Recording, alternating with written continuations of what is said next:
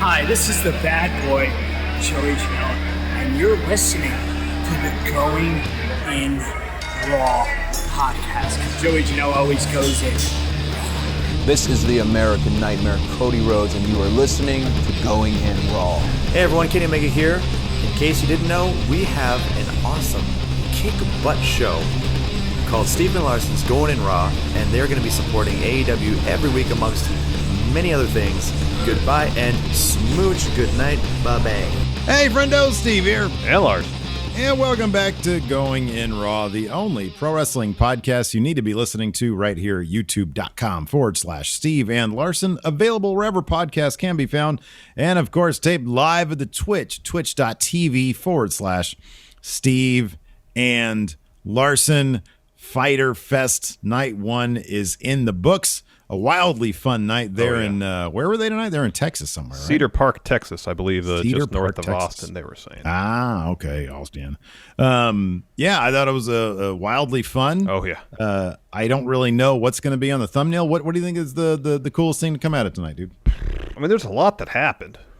There's a lot that happened. It was a packed episode. It was I a was packed like show constantly writing notes. Yeah, they had a ton of energy. It never let up. Never a dull moment. I mean, like the kind of the closing image of the show, Darby, Coffin dropping Ethan Page through the coffin after you already won the match. That's pretty intense.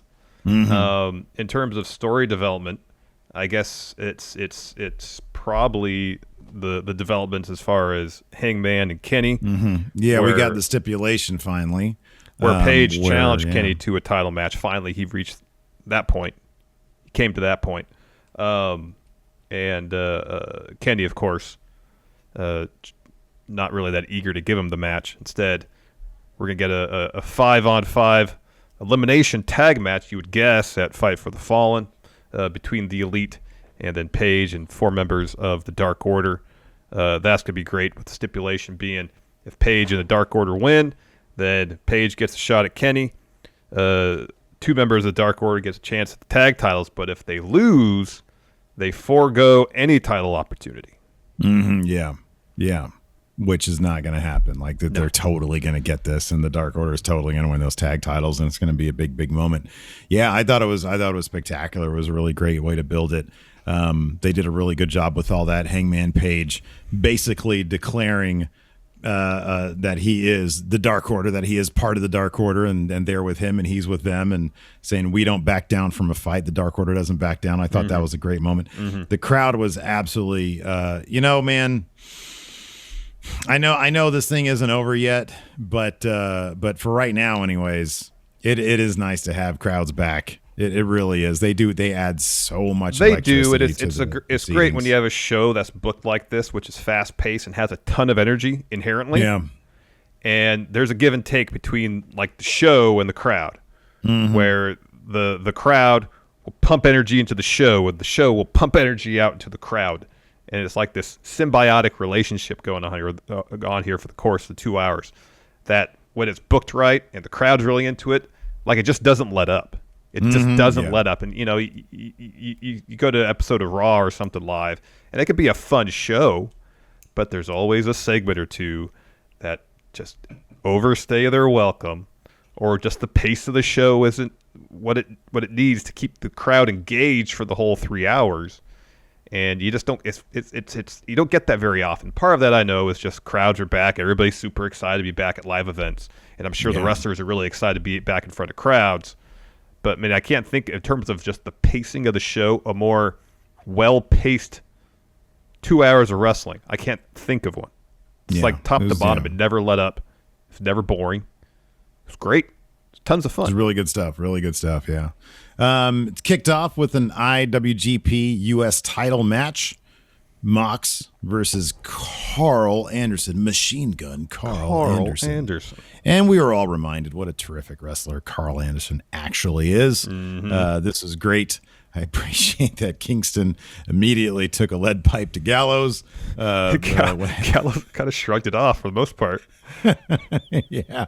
So they went brawling out into the crowd just to sort of get that stuff out of the way. So we had pretty much a clean match. Yeah. And this is great. We got a gun stun I'm sorry, a stun gun. No, gun's done. That Gun stun. didn't get the job done for Mox. He rolls to the ropes, but in the end, he hits Death Rider for 3. Paradigm shift. This was called AEW. Well, this is a New Japan match. Oh, that's true. Sorry, but it's in front of AEW commentary, so they called it paradigm shift. But I stand corrected. They shouldn't have. That's correct. That's correct. Yeah, it was a really fun match. Went all over the place. Maybe the ref was getting him some leeway. Also, you get the 20 count because it's fought under New Japan rules. It went all over the floor. It went all over the place. It was tons of fun. Yes, and once again, we reminded how good of a wrestler Karl Anderson is as a singles wrestler. We don't get to see that enough. No, we don't see it very often. It's funny. Ever since he left WWE, sort of. I mean, they're obviously in a better spot now in terms of like their status. But like whenever they eat losses on Impact, it's still the same thing. Karl Anderson taking that pin. Karl Anderson. So it's nice to see him get out here like that. So right after the match, we cut to a promo with Archer, and Jake Roberts is yelling something at him. He said, "Jake, move out of the way." And he calls out Mox. He lists all the accomplishments Mox has had as United States champion in New Japan. And he says, you know what? You took that title from me in Tokyo. We had a Texas death match. How about you give me my rematch? And we're in Dallas. We're in Texas. How about a Texas death match when we go to Dallas for Fight for the Fallen or Night 2 of Fyter Fest? Yeah, it's Fyter Fest Night 2. Fyter Fest Night 2. Okay, so yeah, that's just next week. Yeah. So yeah, that should be, man. I mean, this is a long match that we had tonight, and then he's going to come back next week and give us a death match. Mox is. I know. So that's pretty fun. What I would presume to be the main event potentially too, based on what's been announced so far. Then we got a Andrade El Idolo interview. Alex is doing the interview, and he mentions before he asks any questions that Tony Khan has given Andrade permission to kick down the forbidden door and win championships basically wherever he wants. It's kind of what it broke down to. But before Alex can get a question in, Andrade says, "Hold on, I have a question for you." He grabs an iPad. I like that he has, I don't know, like a stylist that makes sure that he doesn't have dust or whatever on his suits. It's very important. It is very important. Well, this individual hands Andrade an iPad, and he says, "Where is Death Triangle?" and holds the iPad up. Donde está. Yeah, and it has a Death Triangle logo on it. And everybody in the crowd's buzzing like, "Oh, yeah, Andrade versus Penta, Andrade versus Phoenix, Andrade versus Pac. Yes, please." And he tells Alex, "Let them know I'm looking for them." Yeah, he says, "I have a message for them." Great. It's great. Man, this next bit, I marked out big. I'm a huge Team Taz fan, but really, for me, the weak link of Team Taz, kind of since day one, has been the Machine Brian Cage. Yeah, he's not. I mean, he's a really good wrestler. He's just not the most interesting personality in the ring. And as soon as they brought on Ricky Starks, I was like, oh, this needs to be the guy. Well, I've got great news for me. He is the guy now. We had Brian Cage versus Ricky Starks. Number one, did you see Ricky Starks' trunks? They're amazing. I don't watch Darker Elevation enough to see like if he's worn these before, but oh my god, this is his first match back since getting hurt. So it is, yeah. And I'm glad that the first thing to do is almost they dropped him on his neck. Just get it out of the way. That was terrifying. Literally the first thing that they did. I was like, why would you do that? And it kind of looked like a awkward miscommunication. It was a little awkward. Yeah. So for this particular bout, you got Will Hobbs and Hook ringside. Taz is on with commentary. Leather pants. Yeah. Cage is dominating early, including that neck breaker bit. Eventually, though, Starks reverses a fall-away slam into a crucifix bomb that gets him a 2. Cage shoulder tackles Starks out of the ring. Starks then grabs the FTW title. That ends up on the apron. Back in the ring, Cage is hitting a flurry of strikes, goes for German suplex. Starks grabs the ropes. Instead, Brian Cage hits like a pump handle slam thing, but instead of doing like a riptide, it was almost like a variation on a bitter end. Starks hitting face first. So he hits that, goes to the cover. Starks gets his foot on the bottom rope. Cage escapes a tornado DDT, hits a super kick. That gets him a 2 count. Cage is looking for a deadlift superplex. Starks escapes that, hits him with a spirit bomb. Yeah. That was rad. Awesome. That was gets huge. Him a 2. So Starks, he's reaching for the belt. There was like a little last ride in it too, because he like went way up with it. Yeah. And then came down. It was really fantastic. Yeah. And then Starks, he's reaching for the FTW title, which is still on the apron. Hobbs, though, grabs it from him. Starks turns around right into an F5 from Cage, kicks out of that. So then Hook is distracting the ref. Hobbs, he has the FTW title. He clocks Cage with it, and then Starks hits a spear to get the win. The fix was in the whole time. This is all the plan all along. Taz was celebrating at commentary. That was great. It was Comes awesome. down to ringside, gives Starks a big hug. It was great. Starks is great. Now he gets to have something that he can do the air guitar on with that awesome theme song of his, which is a terrific, probably it's either his or Hangman's in terms of my favorite AEW themes. I thought they really got it good with Ricky Starks. He's great. Yeah. This next bit was pretty great. So they're doing a recap of Malakai Black's debut last week. And Cody, in a white suit, comes charging out over there, gets a headset on, calls out Tommy and Malakai. He said, hey, a phone call would have sufficed. I understand to become a franchise player, you got to beat one. Talk about himself being a franchise player. Of course, he is. Yes, yeah. But you don't have to kick an old man. No, well, I think he said. I think he said a 60-year-old something or old. So he says you don't have to kick. What we don't do here. It was very kind of what we don't do here is kick 62-year-old men in the head. He says, you know what? I need a mic. So because that's not good enough for him yelling into commentary. So he grabs a mic. And he comes down there. He's like, I might not win every fight. And everybody starts chuckling. And he says, but I sure as hell have a better chance when I know it's coming. Tommy End, answer the call. I feel like fighting. Cut to a smoky, dark room. And it's Malakai Black. And he says, Cody, I once saw a man kill a horse. And I asked him why. And the tears were streaming down his face. It was his prize stallion. Won me titles. And I woke up one day and I looked him in the face. I looked the horse in the eyes. And it just wasn't the same. It had become cripple. And I wanted to let it go out with dignity. So I took him out to his favorite pasture, fed him his favorite food, put a bag over his head. And now we're here, Cody. And when I came down and looked at you and Arn, it just wasn't there. And Cody yells at him, well, come down here and have a better look. And he says, I'd hope you'd say that. And then the lights go down. And finally, he's out of that damn dark room of his, Larson. It was great. It was great. And Black appears. They just start fighting. All the references to the time spent in the room. He's in the room. Mm-hmm. Cody challenges him to a fight, which is what Alistair spent basically a year waiting for. Mm-hmm. It was great. It was great. Yeah. And it was pointed out to us in our pre-show. I don't want to take credit for this, but apparently it's the same promo that Cody cut on Dustin like ages ago. So that's, again, cool stuff right there. Mm-hmm. Mm-hmm. After that, we're about to have a Tully Blanchard interview. He's asked, why did you take that cheap shot at Conan? And Tully's like, it wasn't a cheap shot. He had a sock with a ball in it. But then Santana and Ortiz are just sitting there nearby on some road cases. And they're like, hey, you got a huge, old man. Hey, old man, you got a huge target on your back and you're walking around here alone? And then Santana pulls out a tire iron. And he's about to hit him Tully with it and stops and goes, nah, we're taught to respect our elders. And they walk off. Marvez bolted, by the way. Yeah. As soon as he saw, he was like, I'm not getting paid for this. Yeah, Tully was wearing the most obnoxious, sequence red jacket it was a bright red jacket, and then he had sequins on the lapels. Yeah. Hey, old man. He gets a tire iron. This next bit was great.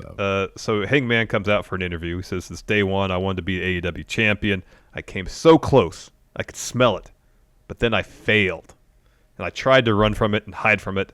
But the Dark Order are right. I still need that title. So I'm here to challenge for it. He's interrupted by who? Don Callis, the super elite. And he says, you're not that guy, brother. And then Nick reiterates that he's not that guy, brother. And then Gallows reiterates that he's not that guy, brother. And then Matt says, well, hold on. Can I get a word in here? He goes over to Hangman. He says, you remember me? Remember us? We were those best friends you abandoned. It blows my mind to this day that you left us for that bunch of losers. He says, your breath still smells like booze, which fits your narrative, the lonely, drunken cowboy. He says, let's face it. You're going to be the next great wrestling tragedy. Wow. That's rough. He's going to have a dark side named after him. Yeah. And then, so Matt, goads him a little bit more. He says, you don't have the balls to take, or you don't have the balls to hit me. So Hangman, of course, just slugs him. The elite surround the ring. Kenny gets in there and loads up for a title shot. and then the Dark Order comes in, sort of makes a save, keeps that from happening. Yeah. And then Hangman gets on the stick, says, "Hey man, Kenny, I want a match, and I'm not leaving until I get one." And Kenny says, "Okay, we can do that, but I could do one better. Not only do you get me, your guys get me and all the elite, 5-on-5 elimination style." So Hangman says, "It's not really the match that I wanted, but how about this? I'll take it, and when we win, I get a shot at that title, and they get a shot at your tag titles." Kenny gets in the ring. I love how the Elite's freaking out. Like Kenny's yelling, "You did nothing to deserve this. You didn't earn this." Yeah. It's great. Yeah. And then Callis whispers something to him, and they all calm down. It's great.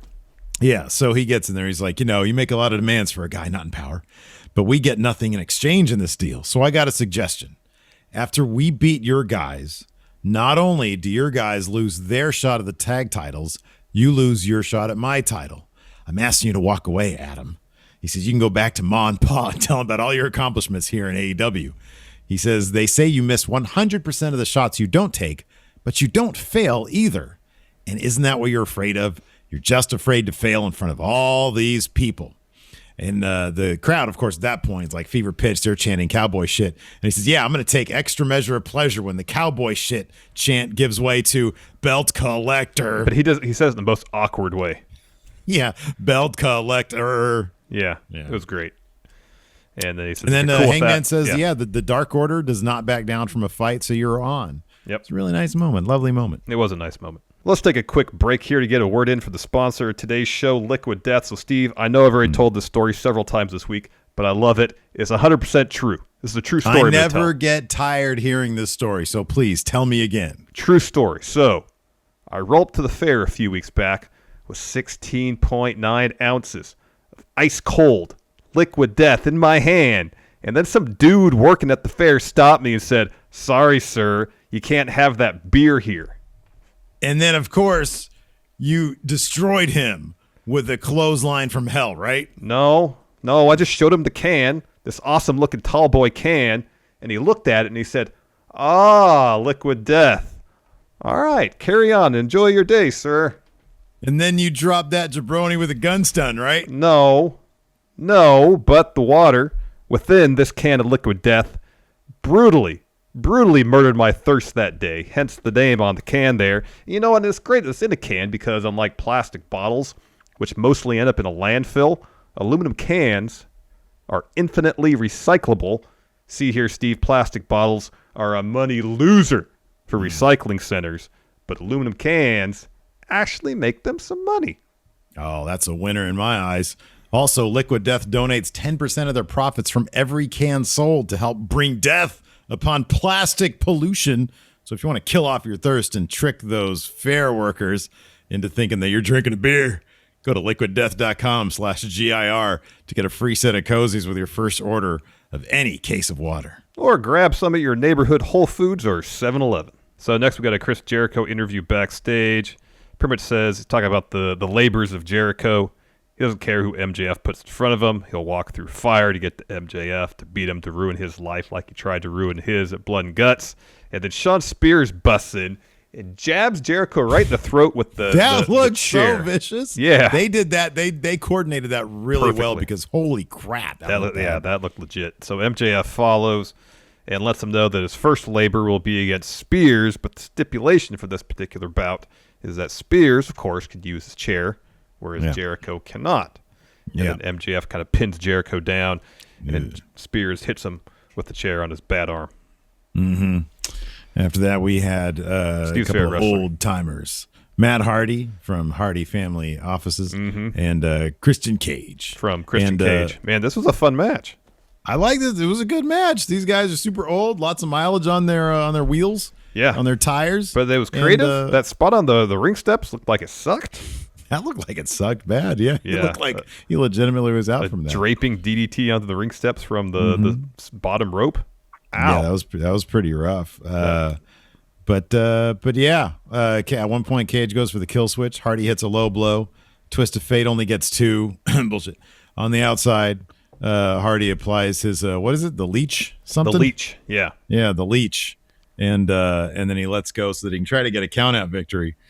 Christian barely beats the count. and then hits an unprettier out of nowhere for 3. Yeah. So yeah, And 1 star for that match. And how many? 1 single star. No, it was at least 3.5. Afterwards, It was a good Private Party and Helico hit the ring. Jungle Boy and Luchasaurus make the save, and this was great. So Christian's on the turnbuckle posing, getting the crowd into it. Luchasaurus comes and puts Christian on his shoulders like he does with Jungle Boy, and they did a good job of catching Jungle Boy's reaction because he was a little put off by it. He was like, "Whoa, wait a second, buddy. That's my thing." That's my deal. It was great. Yeah. It was really What the good. heck? Oh man, next highlight of the night for Larson, Miro's Go promo. ahead. God, Have this at was it. Have great. at it. Have at it. So I'll paraphrase because there's a lot here, but it was all good. He says, "Imagine." Started out rhyming. Yeah, it was great. Yeah. But essentially, he was saying, imagine a man who could do it all, who had a hot wife who could do the splits.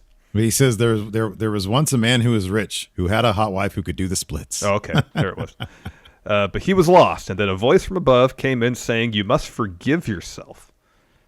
But he's saying, "I'm not a selfish man. I forgave everyone I defeated, which made me God's favorite champion." And this, he holds up the TNT title. It's a new version. It's got a white strap. The kind of little banner on the bottom of the main plate is green now instead of red. It looks great. Mm-hmm. He says, "This is my reward. I am the Redeemer," and he puts the belt over his shoulder. Just like the white strap works with the whole kind of like religious connotations of what he's doing. It's brilliant. Mm. Yeah, it's good stuff. I appreciate how everybody coming from AEW is dealing with PTSD of being in WWE. I know. Everybody coming to AEW from It's from the WWE. more subtle approach as opposed to debuting an Impact with bitter promo, you know?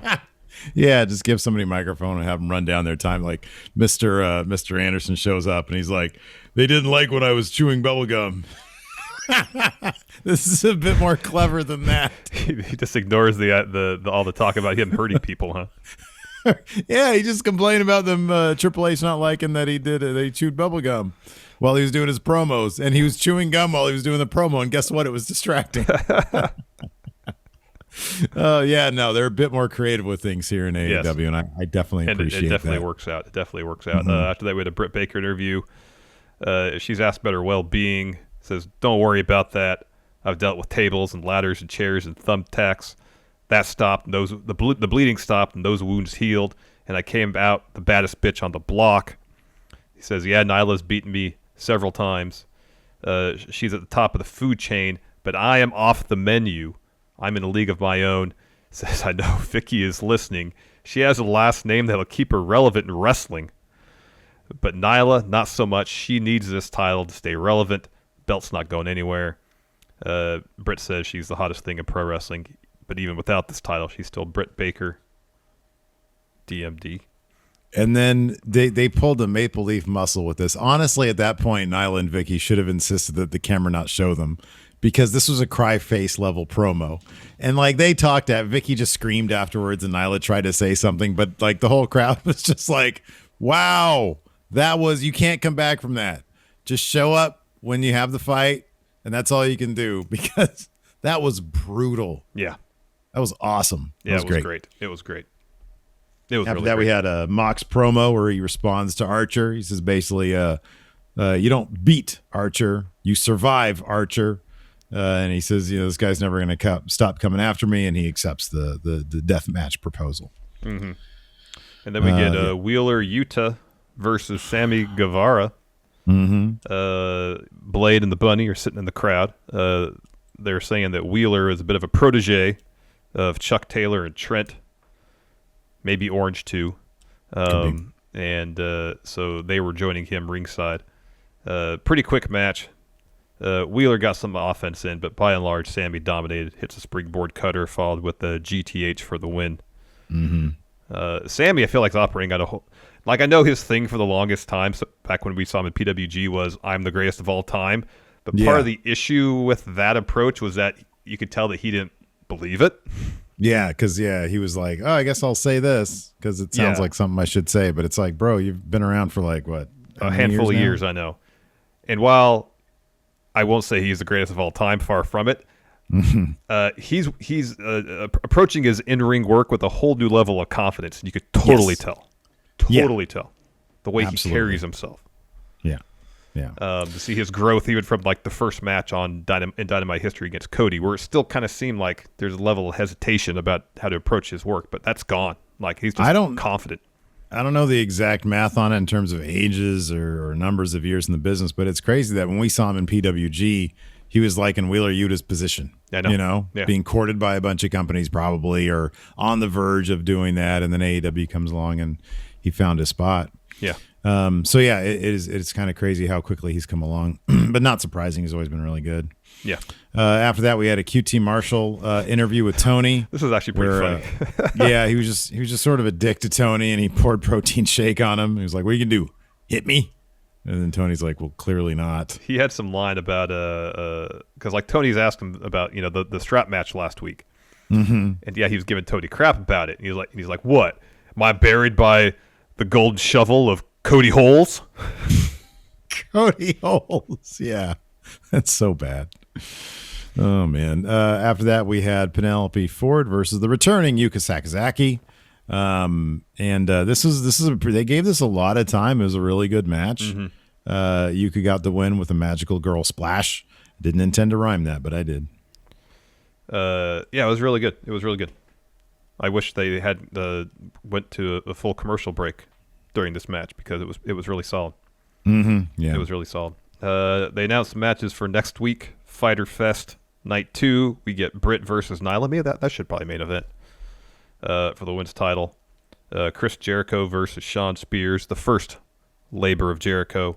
Orange Cassidy versus the Blade, and then Mox versus Lance Archer. Texas Death Match. Should be a good show. I imagine they'll announce some more stuff. And then we get our main event, Ethan Page versus Darby Allin. Darby Allin early on pulled a bit of a Bret Hart. Did they run this? Did they run that Rampage trailer last week? The one with all the lightning and stuff? I don't know. Oh, okay. I don't recall. Because that was interesting. It's not really clear. No, I thought it was fine. I mean, it didn't tell me anything. Less distraction, more action.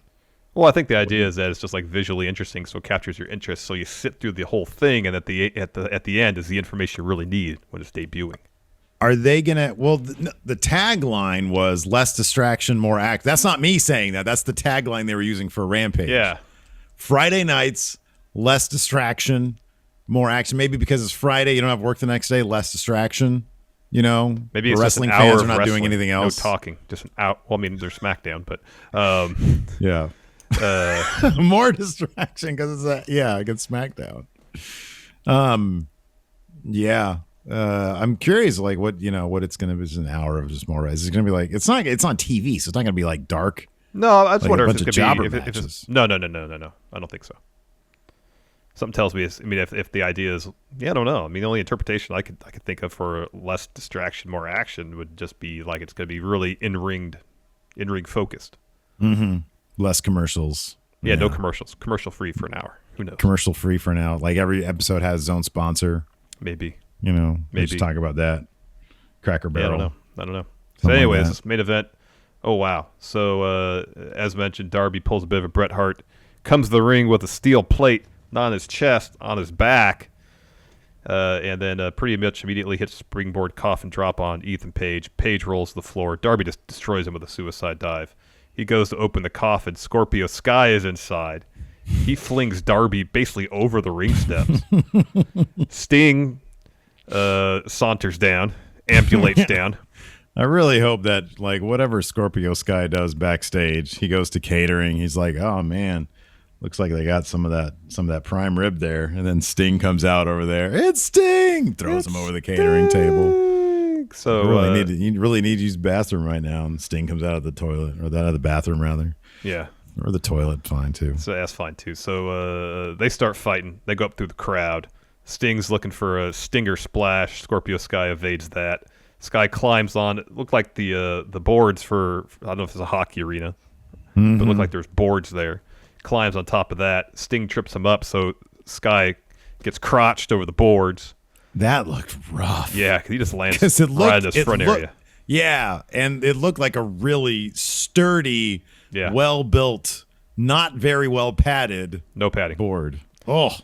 So they take the fight backstage, one would assume. While this is all happening, Ethan Page is in the ring unscrewing and unhooking one of the bottom turnbuckles. Yeah. And pulls it back. So basically on one side or two sides of the ring, there's no bottom rope. They go fighting through the crowd too. Part of it picture in picture. This great bit where Darby climbs above one of the entryways into the arena, dies off that. Paige catches him and starts like throwing him into the handrails around there. Basically press slams him over that barrier, the hockey boards, and then boots him back into the ringside area. Paige puts the rings steps inside the ring, press slams Darby onto him. And then he takes the turnbuckle hook and then puts it on the back of Darby's necklace, yanks it, choke him a little bit. Paige calls for the coffin to open, and then Darby hits him with the turnbuckle, fish hooks him with it. Yeesh. Yeah, that was gnarly. Drop kicks the ring steps into Paige, which sends Ethan into the coffin. And then Paige pulls Darby in there with him. They start brawling inside the coffin. Paige gets the better of it, starts slapping the heck out of Darby. Like tons of times. There was a lot of slapping. And then Darby bites Ethan's finger. Paige backdrops Darby out to the floor. And then Paige puts Darby on his shoulders, Fireman Carey style, climbs up the ring steps. Darby escapes that. Chop blocks Ethan Page, hits a stunner, looks for a coffin drop on the ring steps. Page sweeps out his feet, and oh wow, hits an Ego's Edge off the top rope onto the ring steps and dents the ring steps, it looked like. Gotta appreciate how much these guys trust each other and given their history. I know. That he can just, he's like, yeah, he's going to give me an Ego's Edge on the steel steps from the top. Ugh. I'll be fine. So Ethan brings Darby to the apron. He's looking for a suplex. Instead, Darby gets on his back, starts gouging his eyes.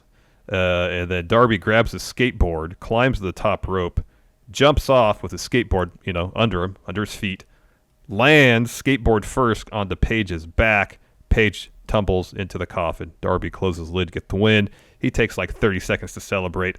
Up to the top. Coffin drop through the coffin onto Paige. So unnecessary. Truly why would he do that?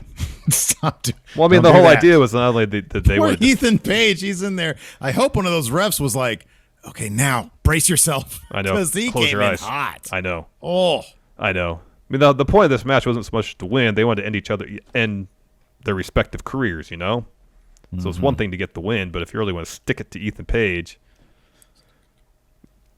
you do the coffin drop through the coffin. yeah, it was good stuff. It was good stuff. It was great. Great show. Fun show. Really good stuff.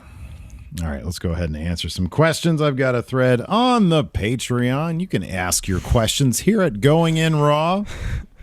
Inspector Butts, hey Friendos, what are the odds the elimination tag match ends up being the Elite versus Allin Angels? 5v5. That's good. That's pretty good. It's pretty clever. That's pretty good. That's pretty good, Inspector Butts.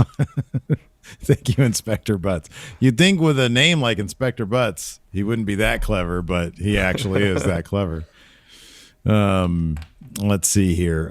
Lord Ziffer, with Miro getting his own version of the Tint title, who should win the title from him, and what should the next custom look like? What would Jungle Boy's TN Tint title look like? It would match his gear with the kind of the tassels and stuff on it. Yeah, that's good. I like that. It'll be like, how about this? It'll be like the title. It'll have like carved into it. What do they call it? Embossed with him riding Luchasaurus's shoulders. So every time he does that with somebody else, he'd be like, hey, look at this. This is how it goes. Get that old man off your shoulders. Yeah. Yeah. Goddamn dinosaurs. Oh, okay. Enforcer says the arena is home to the Texas Stars of the American Hockey League. All right. Well, there you go. Thank you, Enforcer.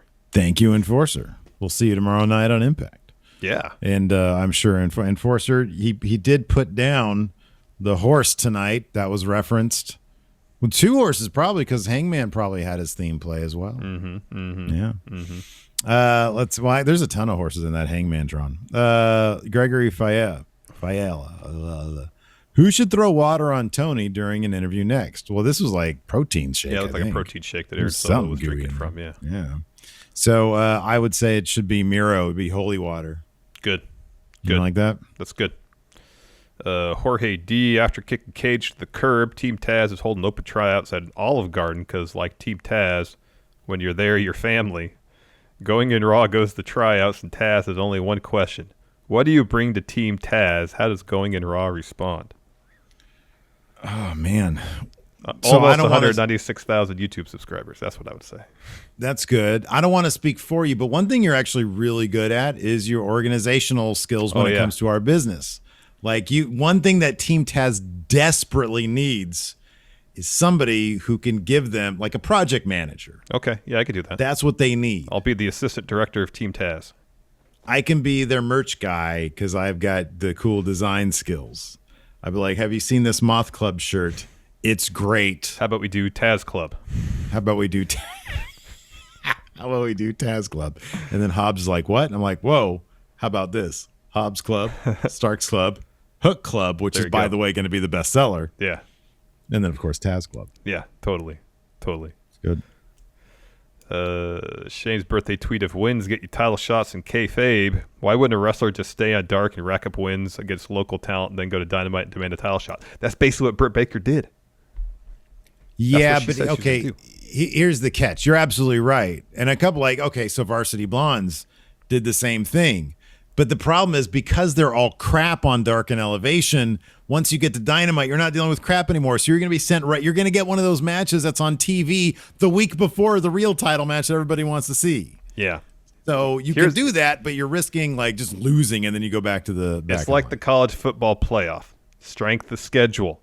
Mm-hmm, you could rack a bunch of wins, but if they're all on Dark, they might not be as meaningful as wins on Dynamite. Mm-hmm, yeah.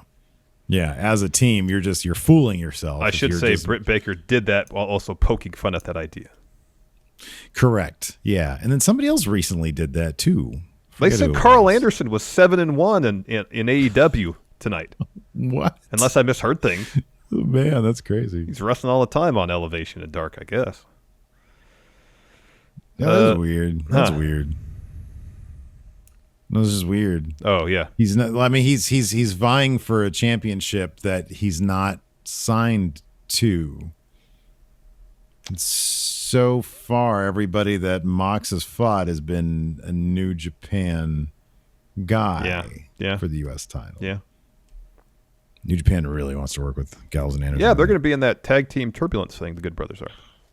Wait, what? They're going to be what? New Japan's got this thing called Tag Team Turbulence. I think it's the maybe through Strong or something, but Good Brothers are going to be in that. Oh yeah, I do remember that. Okay, that's cool. Right on. Let's see here. I already saw that.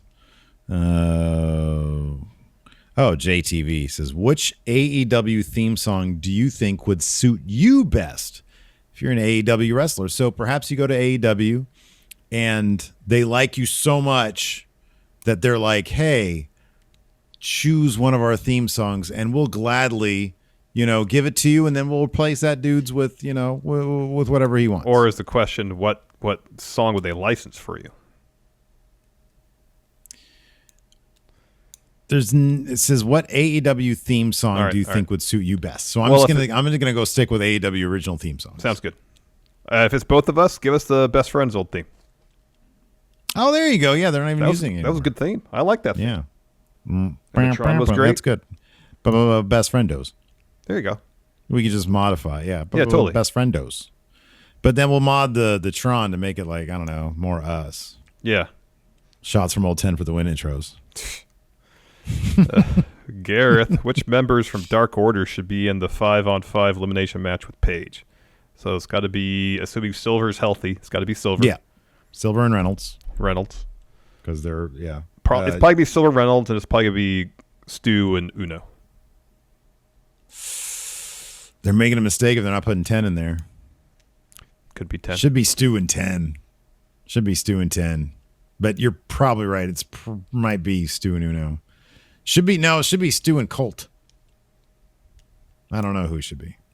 They are all kind of middling records, I think.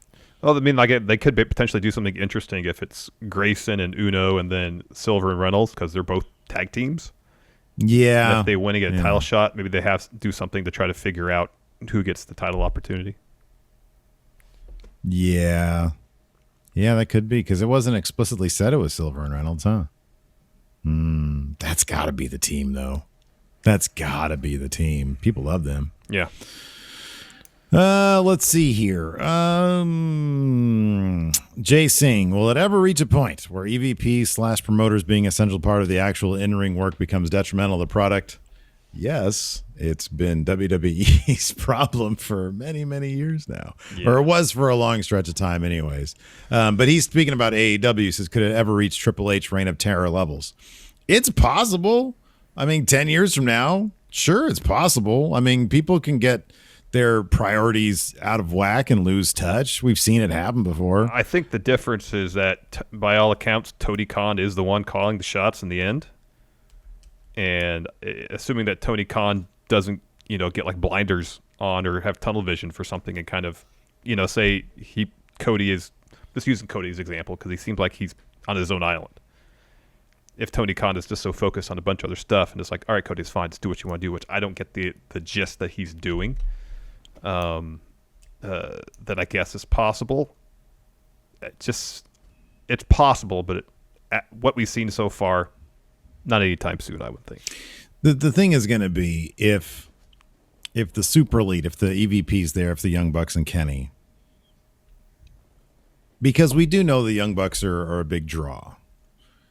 If I could see how there could be some second guessing down the line once they've done everything seemingly they can do in AEW, and I'm talking about years from now. Mm-hmm. It might be difficult. I mean, that's why I think they are doing a really good job building up new talent to replace them down the line. Yep.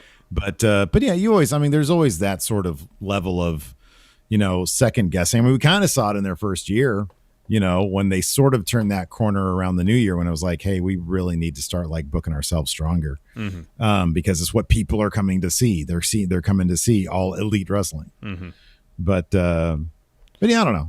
I don't think it's a problem they're going to have anytime soon. No, I don't think so either. Because based on what we've seen, it seems like the EVPs are focused on building for the future, Mm-hmm. And you can't have anybody going on a reign of terror if the plan is long-term development. Yeah. Pop Punk Bob Ross says, with Black and Cody facing off soon, how likely is it that AEW uses a Cody loss to reinvent his character? And what kind of gimmick do you want to see Cody become? I don't think that Cody would ever reinvent his character. I think Cody likes who he is, and he just goes from story to story. Yeah. You might see him go through some more interesting stories. Maybe I really hope that he uses Aleister Black, this Malakai Black thing, to maybe try to re-enter, maybe after All Out, to re-enter the larger AEW universe. Yeah. Dang MQ says Ring of Honor had Wheeler Yuta in their shows when they did their bubbles. He was in a faction with Rhett Titus, Jonathan Gresham, and Tracy Williams. Okay, there you go.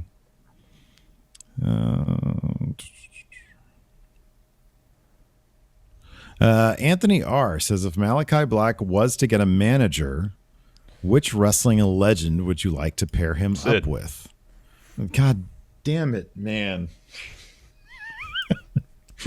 You're taking this when in doubt Sid thing far too far. All right, if it's not Sid, who would be appropriate? What about Raven? That'd be good. I could see that. Remember Raven was in the crowd once at a Dynamite? When they were trying to have all sorts of trying to distract you from who the Exalted one was. Raven was in the crowd that one time. Wasn't he having popcorn? Yeah, he was in the crowd eating popcorn. The Exalted one. What about me? It's great. Yeah, Raven's a good answer. Yeah, Raven. Fear and Loathe and pick a released WWE wrestler that will blow the roof off the place to replace Brian Cage and Team Taz. Mojo. Who wants to get hype? Dean Mutati. Oh my gosh. Part of Team Taz. Hey, Dean Mutati. Oh, that's good. Sandman for Aleister Black's manager. That'd be good.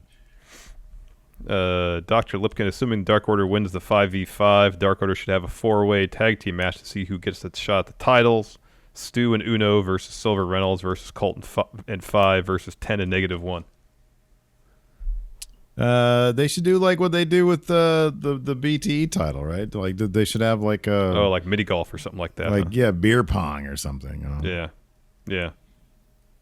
Yeah, that's good. Alex Martinez says, are they planting seeds for Okada showing up soon with Mox using a Rainmaker before he hit his finish? No. I wouldn't say no outright, man.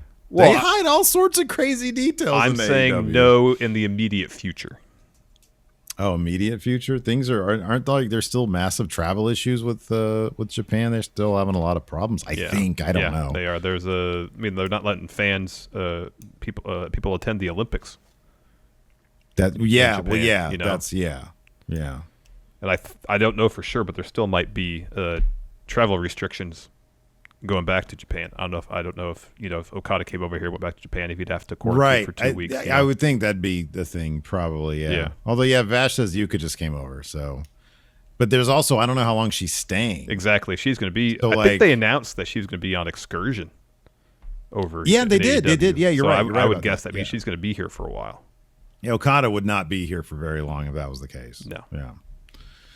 All right. Do you want to do one more question? I don't have any more here on the Patreon. Okay. Well, hey, we ran out of them. Thanks, everybody, for tuning in. We appreciate it. Twitch chat, stick around. We'll hang out for a little bit. Till next time, we'll talk to you later. Goodbye. Help support Going In Raw today by becoming a Friendo Club TV member. You'll get access to new bonus episodes every week, including Friendo Club Arcade, Live Power Rank, Vintage 10 for the Wins, and Ask Steven Larson. Get access to Friendo Club TV today by becoming a $5 and up patron at patreon.com/Steven Larson, by throwing us a sub at twitch.tv/Steven Larson, or by clicking join at youtube.com/Steven Larson.